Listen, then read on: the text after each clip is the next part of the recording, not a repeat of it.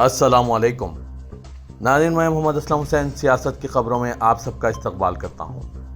आज 4 जून 2024 है। इस्लामिक तारीख के हिसाब से आज 26 ज़िलक़द 1445 हिजरी है। पेश है आज की कुछ अहम खबरें। लोकसभा इंतख़ाबात 2024 के वोटों की गिनती शुरू हो गई और रुझानात भी सामने आ रहे हैं। एनडीए ने रुझानात में बढ़तरी हासिल की है, साथ ही अपोजिशन इत्तेहाद भी टक्कर दे रही है। ये इंतखाब कई लिहाज से तारीखी है और अगर एनडीए जीत जाती है तो पीएम मोदी पंडित नेहरू के बाद मुसलसिल तीसरी बार वज़ीर-ए-आज़म बनने वाले दूसरे लीडर बन जाएंगे। सुबह 10 बजे तक के रुझानात में एनडीए 283 पे लीड कर रही है, वहीं इंडिया इत्तेहाद 222 पर लीड कर रही है। आज वाज़ेह हो जाएगा कि लोकसभा 2024 के इंतखाबात में इख्तिदार किसको मिलेगा। क्या वज़ीर-ए-आज़म नरेंद्र मोदी हैट्रिक करते हुए तीसरी बार वज़ीर-ए-आज़म बन सकते हैं या इंडिया इत्तेहाद की वापसी होगी। इलेक्शन कमीशन के मुताबिक 7 मरहलों में डाले गए वोटों की गिनती सुबह 8 बजे से शुरू हो गई। उत्तर प्रदेश में लोकसभा आम इंतखाबात 2024 के वोटों की गिनती सुबह 8 बजे से शुरू हुई। उत्तर प्रदेश में लोकसभा की कुल 80 सीटें हैं। इस बार कुल 851 उम्मीदवार इंतखाबी मैदान में हैं। भारतीय जनता पार्टी ने रियासत की 80 लोकसभा सीटों में से 75 पर इलेक्शन लड़ा है, जब इत्तेहादी पार्टनर अपना दल मिर्जापुर और रॉबर्ट्सगंज महफूज सीटों से हैं। वज़ीर-ए-आज़म नरेंद्र मोदी वाराणसी लोकसभा सीट से तीसरी बार इलेक्शन लड़े हैं, जबकि सीनियर कांग्रेस लीडर राहुल गांधी रियासत की रायबरेली सीट से उम्मीदवार हैं। समाजवादी पार्टी सरबराह अखिलेश कनूज से इलेक्शन लड़ रहे हैं। वाराणसी सीट से पीएम मोदी पीछे चल रहे हैं। इब्तदाई रुझानात में वज़ीर-ए-आज़म नरेंद्र मोदी उत्तर प्रदेश की वाराणसी सीट से पीछे हैं।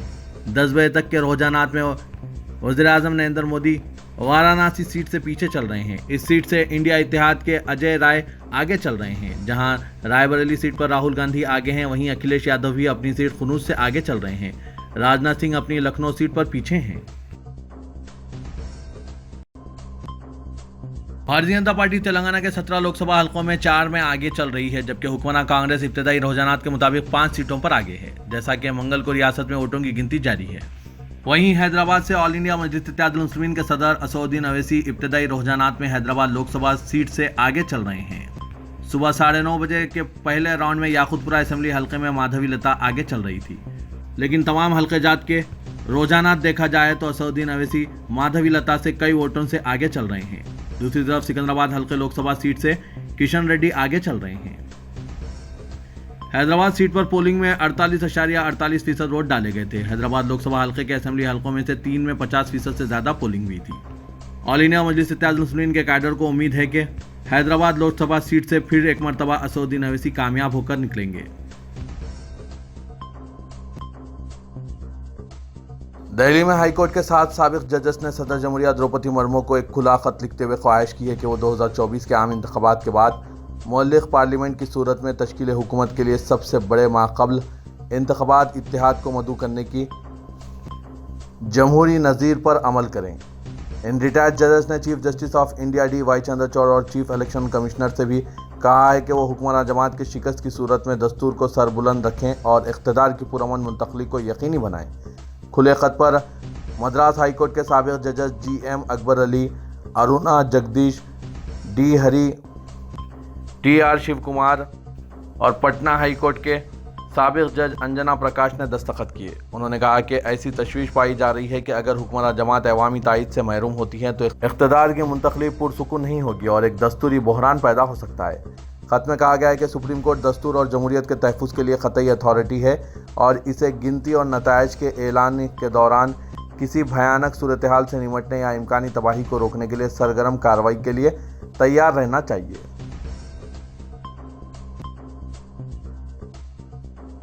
इंतखाबात खत्म होते ही अवाम पर महंगाई का बोझ बढ़ना शुरू हो गया है। हाईवेज पर टोल टैक्स में इजाफे के बाद दूध की कीमतें तेजी से बढ़ रही है। गुज़िश्ता रोज अमूल के दूध में 2 रुपये फी लीटर के इजाफे के बाद अब मदर डेयरी ने भी दूध की कीमत में 2 रुपये फी लीटर का इजाफा कर दिया है। इसका इतलाक आज से शुरू हो गया है।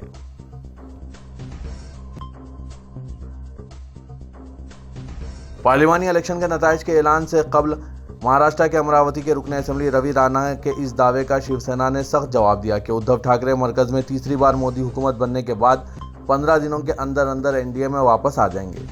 शिवसेना उद्धव ठाकरे के लीडर और तर्जुमान संजय रावत ने रवि राणा को जहां मुतनवा किया है कि हमारे मुंह ना लगो, वहीं पार्टी के सीनियर लीडर आनंद दुबे ने राणा के दावे को मुंगेरी लाल के हसीन सपने से ताबीर किया।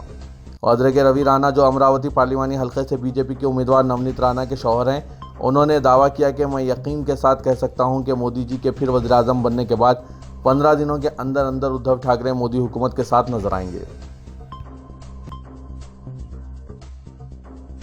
मुख्तार अंसारी मरहूम के भाई अफजल अंसारी की सज़ा में इजाफे की उत्तर प्रदेश हुकूमत की पिटीशन पर इलाहाबाद हाईकोर्ट ने समाअत मुलतवी कर दी है।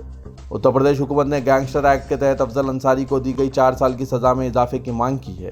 जस्टिस संजय कुमार सिंह की अदालत में अफजल अंसारी की तरफ से सीनियर वकील गोपाल चतुर्वेदी, DS मुश्रा और एडवोकेट उपेंद्र उपाध्याय ने बहस की और उत्तर प्रदेश हुकूमत की अपील पर एतराज़ दाखिल किया। याद रहे कि गाजीपुर MP MLA कोर्ट ने बीजेपी MLA कृष्णानंद राय के कत्ल केस में MP अफजल अंसारी और दीगर को 4 साल कैद की सजा सुनाई थी।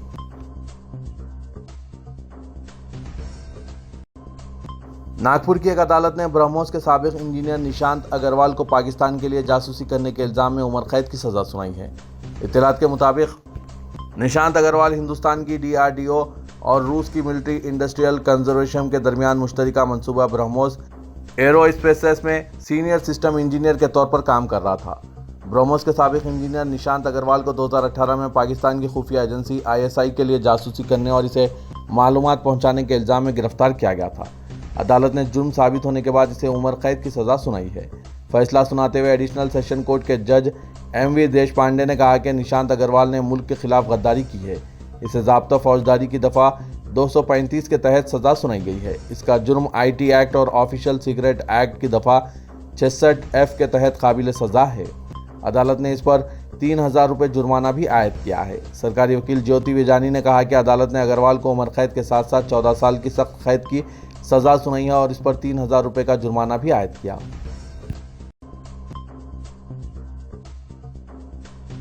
उत्तर प्रदेश में लोकसभा इलेक्शन के वोटों की गिनती के पेश नज़र रियासती हुकूमत की जानिब से सख्त इंतजाम किए गए हैं। इस सिलसिले में एडिशनल चीफ सेक्रेटरी दाखिला दीपक कुमार और कारगुजार DGP प्रशांत कुमार ने मुश्तरका प्रेस कॉन्फ्रेंस करके बताया कि सभी मराकिज़ में CCTV कैमरों की निगरानी में गिनती का काम जारी है। सोशल मीडिया पर इलेक्शन और गिनती से मुतालिक जो भी शिकायत मौसूल हो रही है, इनका तस्फिया कमीशन की जानिब से कराया जा रहा है। कारगुजार DGP प्रशांत कुमार ने बताया कि खुफिया एजेंसियों को इनपुट मिले हैं कि कुछ लोग गिनती के दौरान गड़बड़ कर सकते हैं। ऐसा करने या अफवाह फैलाने वालों के खिलाफ सख्त कार्रवाई की जाएगी। करोड़ों डॉलर के घोटाले में मुलविस नीरव मोदी, मेहुल चोकसी और विजय माल्या जैसे कारोबारी अफराद मुल्क से फरार होने में कामयाब हो गए, क्योंकि तफ्तीशी एजेंसियां इन्हें बर वक्त गिरफ्तार नहीं कर सकी। मुंबई की एक खुसूसी अदालत ने हाल ही में यह बात कही। खुसूसी जज ने मनी लॉन्ड्रिंग की रोकथाम के कानून PMLA के तहत हिरासत में लिए गए एक मुलजिम की दरख्वास्त की समाअत करते हुए यह तबसरा किया, जिसने अपनी जमानत की शराइत में तब्दीली की दरख्वास्त की थी। मुंबई की अदालत ने कहा कि मफरूर कारोबारी नीरव मोदी, विजय माल्या और मेहुल चोकसी मुल्क से फरार होने में कामयाब हो गए, क्योंकि तफ्तीशी एजेंसियां इन्हें बर वक्त गिरफ्तार करने में नाकाम रही थी। मनी लॉन्ड्रिंग की रोकथाम के कानून PMLA के तहत खुसूसी जज MG देशपांडे ने जमानत की शराइत में नरमी की दरख्वास्त की समाअत करते हुए यह तबसरा किया था कि वो पेशेवाराना मकासद के लिए बैरून मुल्क सफ़र कर सके। इन्फोर्समेंट डायरेक्टरेट के special prosecutor advocate Sunil Gonsalves ने दरख्वास्त की मुखालिफत करते हुए कहा कि इस तरह की दरख्वास्त को कबूल करने से नीरव मोदी, विजय माल्या और मेहुल चोकसी जैसी सूरत हाल पैदा होगी। इस पर जज ने तंज किया कि 3 मफरूर ताजिरों जैसे लोग हिंदुस्तान से फरार होने में कामयाब हो गए, क्योंकि एजेंसियां इन्हें गिरफ्तार करने में नाकाम रही। जज ने अपने हुक्म में लिखा, मैंने इस दलील की बारीकी से जांच की और नोट करना ज़रूरी समझा कि ये सभी लोग मुतालिका एजेंसियों की नाकामी के सबब भाग गए, क्योंकि वो बर वक्त इन्हें गिरफ्तार नहीं कर पाए।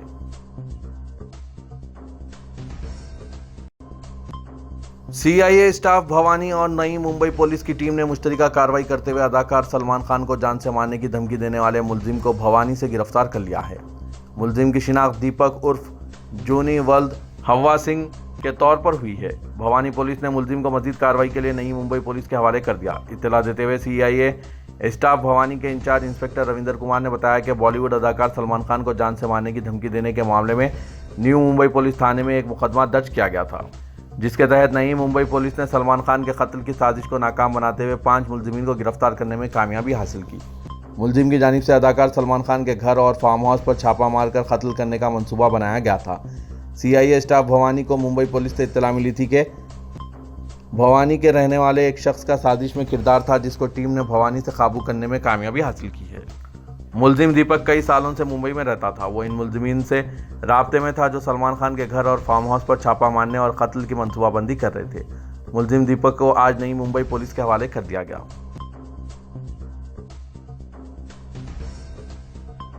शहर हैदराबाद में रायशुमारी के लिए तमाम तर इंतजाम मुकम्मल कर लिए और आज सुबह 8 बजे से रायशुमारी का आगाज भी अमल में आ गया है। शाम 6 बजे से दफ़ा 144 नाफिज कर दिया गया था। काउंटिंग मराकज़ पर पुलिस की जानिब से सख्त चौकसी अख्तियार की गई और सियानती इंतजाम किए गए हैं। कमिश्नर पुलिस हैदराबाद के श्रीनिवास रेड्डी ने यह बात बताई। उन्होंने बताया कि काउंटिंग मराकज़ पर सख्त इक़दाम किए गए हैं और किसी भी किस्म के नाखुशगवार वाक़यात से निपटने के लिए हर मुमकिन एहतियात की गई है। कमिश्नर पुलिस ने कहा कि शराब के दुकानात को बंद करने के अहकाम जारी कर दिए गए थे। उन्होंने बताया कि किसी किस्म की भी शरपसंदी और बदआमनी फैलाने की कोशिश को बर्दाश्त नहीं किया जाएगा। उन्होंने रायशुमारी के पुरअमन इनेकाद के लिए शहरियों और पार्टी कैडर व कायदीन से पुलिस के साथ ताउन की अपील की। कमिश्नर पुलिस ने बताया कि काउंटिंग मराकज़ पर नज़्म व ज़ब्त को बरकरार रखने के लिए खुसूसी इक़दाम किए गए और खुसूसी पुलिस टीमों को तैनात किया गया और ओहदेदारों को किसी भी हुक्म की खिलाफ वर्जी के खिलाफ सख्त इक़दाम और कार्रवाई के अहकाम जारी किए गए।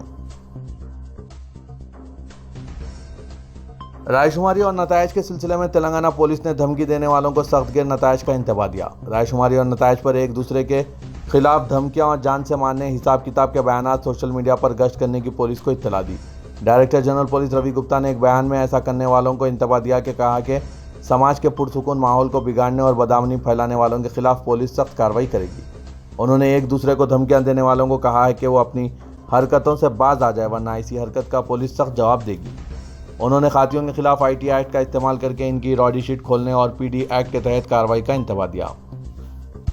इसके अलावा मैसेज रवाना करने वालों के खिलाफ कार्रवाई की जाएगी और पसपर्दा ताकतों को मंजर-ए-आम पर लाया जाएगा। तेलंगाना का आलीशान सेक्रेटरीट साबिक चीफ मिनिस्टर के चंद्रशेखर राव ने अपनी खुसूसी दिलचस्पी के तहत वास्तु का मुकम्मल ख्याल करते हुए तामीर कराया था, लेकिन इख्तियार की तब्दीली के बाद फिर एक बार वास्तु का मसला दरपेश हो चुका है। तेलंगाना में कांग्रेस को बरसर इख्तियार आए 6 माह मुकम्मल हुए और चीफ मिनिस्टर रेवंत रेड्डी ने सेक्रेटरीट में सरकारी कामकाज का आगाज कर दिया। बताया जा रहा है कि लोकसभा इंतखाबात के ज़ाब्ता अखलाक के निफाज के दौरान जब चीफ मिनिस्टर सेक्रेटरीट से दूर रहे उस वक्त उनके करीबी अफराद ने सेक्रेटरीट में वास्तु के मुताबिक बाज़ तब्दीलियों की सिफारिश की। बताया जा रहा है कि चीफ मिनिस्टर रेवंत रेड्डी के काफिले के सेक्रेटरीट में दाखिले का रास्ता तब्दील किया जा रहा है। चीफ मिनिस्टर फिलवक्त सेक्रेटरीट के मगरबी गेट से दाखिल हो रहे हैं और वापसी मशरक़ी गेट से हो रही है। IAS और IPS व दीगर ओहदेदारों की एंट्री को ईस्ट गेट तक महदूद करने की तजवीज़ है, जबकि दीगर ओहदेदारों के लिए अलहदा बाबुद दाखिले का तयन किया जाएगा। ज़राए के मुताबिक चीफ मिनिस्टर ने सेक्रेटरीट में बाबुद दाखिला व बाज़ दीगर तब्दीलियों की मंजूरी दी है।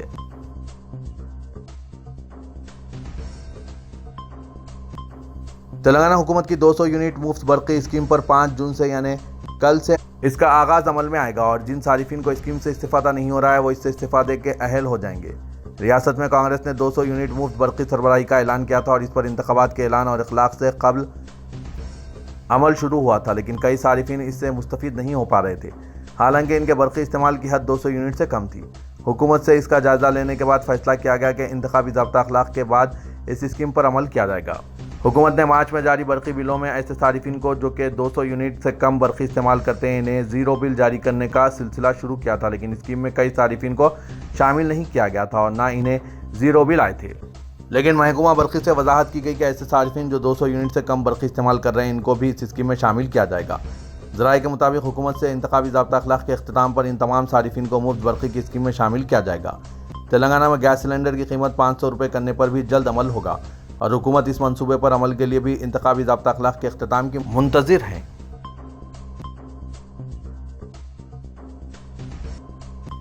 जुनूब मगरबी मानसून ने वसती बहरी अरब कर्नाटक के बाज़ हिस्सों के साथ रायलसीमा तेलंगाना के बाज़ मुकामात मगरबी वसती और शुमाल मगरबी खलीज बंगाल में पेशरफ्त की है। महकमा मौसमियात ने कहा है कि वसती बहर अरब कर्नाटक के बकिया हिस्सों, जनूबी महाराष्ट्र के बाज़ हिस्सों, गोवा, रायलसीमा, तेलंगाना, सहाली आंध्रा, छत्तीसगढ़, जनूबी उड़ीसा, मगरबी वसती और शुमाल मगरबी खलीज बंगाल में आइंदा 4 से 5 दिन में मानसून की पेशरफ मुमकिन है। इसके ज़ेर असर 4 से 6 जून को तेलंगाना के बाज़ मुकामात पर शदीद बारिश का इम्कान है। मजलिस बचाओ तहरीक के कायद अमजदुल्ला खां खालिद ने तेलंगाना रियासत के सरकारी गाने में हैदराबाद का नाम बदलकर भाग्यनगर करने की शदीद मजम्मत की, जो कि रियासत तेलंगाना की तश्कील के 10वें साल के दौरान जारी किया गया। एमवीडी तर्जुमान अमजदुल्ला खान खालिद ने कहा कि यह संघ परिवार का पोशीदा एजेंडा है और जीएचएमसी, असेंबली और पार्लिमानी इंतखाबात के दौरान बीजेपी कायदीन को खुलेआम ये कहते हुए देखा गया कि अगर वो तेलंगाना में इख्तियार में आते हैं तो वो हैदराबाद का नाम बदलकर भाग्यनगर कर देंगे। अमजदुल्ला खान खालिद ने कहा कि कांग्रेस क़यादत से ये सवाल करता हूं कि क्या कांग्रेस इस पर अमल दरामद कर रही है। तेलंगाना स्टेट ऑफिशियल गाने में हैदराबाद के बजाय भाग्यनगर का नाम शामिल करके आरएसएस और भारतीय जनता पार्टी का खुफिया एजेंडा पूरा किया जा रहा है। अमजदुल्ला खान खालिद ने कहा कि ये जानबूझकर किया है क्योंकि जब से कांग्रेस इख्तियार में आई है और रेवंत रेड्डी को वज़ीर आला बनाया गया है, वो हिंदुत्व की लाइन पर चलते हुए और बीजेपी आरएसएस के आकाओं को इस तरह के काम करके खुश करने की कोशिश कर रहे हैं। नाज़रीन, अमजदुल्ला खान खालिद के बयान पर आपकी क्या राय है, कमेंट के जरिए ज़रूर बताइएगा। लेकिन कल जो ऑफिशियली गाना रिलीज़ किया गया था तेलंगाना सॉन्ग के नाम से, उसके अंदर बड़े अफसोस की बात है कि जो हैदराबाद का नाम तब्दील करते हुए उसमें भाग्यनगर लगाया गया है। ये तकरीबन पिछले 15-20 साल से बीजेपी आरएसएस का मुतालबा रहा कि हैदराबाद का नाम तब्दील करके इसको भाग्यनगर रखेंगे। हालिया असेंबली और पार्लियामेंट्री इंतखाबात और पिछले जो बल्दिया के इंतखाबात में भी अगर आप देखें, अमित शाह की तकरीर से लेकर मोदी की तकरीर और जितने भी उनके तकारीर रहे, उसमें ये दावा किया गया कि अगर हम इख्तियार पर आएंगे तो हम जो है हैदराबाद का नाम तब्दील करते हुए उसको भाग्यनगर रखेंगे। तो बड़े हैरत की बात है कि ऑफिशियल सॉन्ग में अभी पता नहीं कि ऑफिशियल सॉन्ग में ये नाम को तब्दील कर दिया गया है। तो मेरा मुतालिबा, हम सबसे पहले तो कांग्रेस की सरबराह सोनिया गांधी से, राहुल गांधी और प्रियंका गांधी से हमारा मुतालिबा है, क्या आया कांग्रेस इख्तियार में आने के बाद में हैदराबाद का नाम तब्दील करते हुए उसको भाग्यनगर रख दिए क्या? अगर नहीं रखे हैं तो फिर आपके चीफ मिनिस्टर की हिम्मत कैसे हुई कि इसको ऑफिशियल सॉन्ग में लिखा है? ये कोई ऐसा नहीं कि बाय मिस्टेक हुआ है, बल्कि ये दानिस्ता तौर पर ये भाग्यनगर को इस गाने में इंक्लूड किया गया है। मजलिस बचाओ तहरीक का मुतालबा है कि फौरी ये गाने में से जो है भाग्यनगर वर्ड निकाल कर इसमें हैदराबाद का नाम देना चाहिए, क्योंकि हैदराबाद का जो नाम है एक बहुत बड़ा नाम है और इससे जज्बाती न सिर्फ मुसलमान बल्कि इससे जहाँ पर तेलंगाना का जो कैपिटल सिटी है इसका जज्बाती लगाव है। तो अगर ये मिस्टेक है तो इसको फौरी माफ़ी चाहते हुए करेक्शन करना चाहिए, या नहीं ये दानिस्ता तौर पर किया गया है तो इसके ऊपर इंक्वायरी होनी चाहिए।